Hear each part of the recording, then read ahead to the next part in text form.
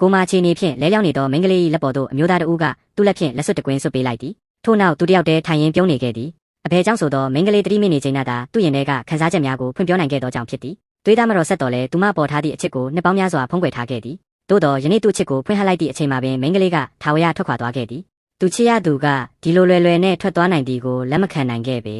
ဒါပေမဲ့သူမသိခဲ့တာလွန်ခဲ့သော3နှစ်တာကိုမာချီနေတွင်မိန်းကလေးဟာသူပြောသမျှစကားတိုင်းဝန်ခံချက်တိုင်းကိုကြားနေရခဲ့သည်ဆိုတာပဲဖြစ်သည်ထို့ကြောင့်တေဆုံးခါနီးချိန်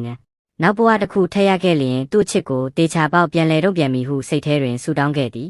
ကံကြမ္မာကသူမိဆူတောင်းတံကိုကြားခဲ့တယ်လို့နောက်ထပ်အခွင့်အရေးတစ်ခုရရှိခဲ့သည်တတိပြန်ရလာချိန်၌စာမေးပွဲတွင်အမတ်နှိမ်ဆုံးရခဲ့တဲ့ဖြင့်ဖခင်ကစူပူနေသည်ကိုကြားလိုက်ရသည်မျက်လုံးဖွင့်လိုက်ချိန်ပထမဆုံးမြင်လိုက်ရသူမှာထိုမျိုးသားဖြစ်နေသည်သူ့ကိုမြင်လိုက်ရသည့်အခါအလွန်ဝမ်းသာသွားပြီးပြေးသွားကတင်းတင်းကြပ်ကြပ်ဖက်လိုက်သည်သို့တော်အမျိုးသားကနူးညံ့စွာပြန်နှုံးထုတ်လိုက်သည်ထိုအခါမိန်းကလေးကဘာဖြစ်နေသည်ကိုစဉ်းစားနေစဉ်အထက်တန်းကျောင်းတက်စဉ်ကမီးလောင်တန်းရရှိခဲ့သောဗဘက်လက်ရှိအမာရုံမှာပျောက်ကင်းနေသည်ကိုတတိထားမိသည်ထိုအခါသူမသိအထက်တန်းနောက်ဆုံးနှစ်သို့ပြန်ရောက်လာပြီဖြစ်ကြောင်းနားလည်သွားခဲ့သည်ထို့ကြောင့်ယခုတစ်ချိန်တွင်အရာအလုံးကိုပြောင်းလဲမိဟုဆုံးဖြတ်လိုက်သည်အခြေအနေအနှဲငယ်အစင်မပြေဖြစ်လာချိန်တွင်မိထွေးနှင့်သူမိသမီးကကြားဝင်ပြီးစကားလမ်းကြောင်းလွဲကစိတ်ထဲမထားပါနဲ့ဟုပြောခဲ့သည်သို့တော်မိန်းကလေးကဘာမှမပြောခဲ့ပေအဖေကြောင့်ဆိုသောသူတို့နှစ်ဦးစလုံးသည်ဟန်ဆောင်ပြီးချစ်ပြနေကြသည်ကိုတည်ထားသောကြောင့်ဖြစ်သည်အရင်ဘဝသူမကိုမခြေနေဖြင့်3နှစ်ကြာနေစဉ်သူတို့တခါတောင်လာမကြည့်ခဲ့ကြပေထို့ကြောင့်သူမတီထိုလူများနှင့်မနေချင်တော့ပဲအမျိုးသားနှင့်အတူသူ၏အိမ်သို့လိုက်သွားခဲ့သည်သို့တော်အိမ်ရောက်ချင်းအမျိုးသားကအိမ်ထောင်ဖက်ရွေးချယ်ရန်သွားတွေ့မိဖြစ်ကြောင်းသိလိုက်ရသည်ထိုသတင်းကိုကြားသည်နှင့်ချက်ချင်းသူ့ကိုဆွဲခေါ်ကကျမအိမ်စာလုပ်တာကူပေးရမယ်ဟုပြောလိုက်သည်ထို့ကြောင့်အမျိုးသားကမင်္ဂလာဆောင်အတွက်တွေ့ဆုံရန်အစီအစဉ်ကိုဖျက်လိုက်ရသည်နောက်ဘာတွေဆက်ဖြစ်မလဲဆိုတာသိချင်ရင်ဗီဒီယိုကို like လုပ်ထားလိုက်ပါနော်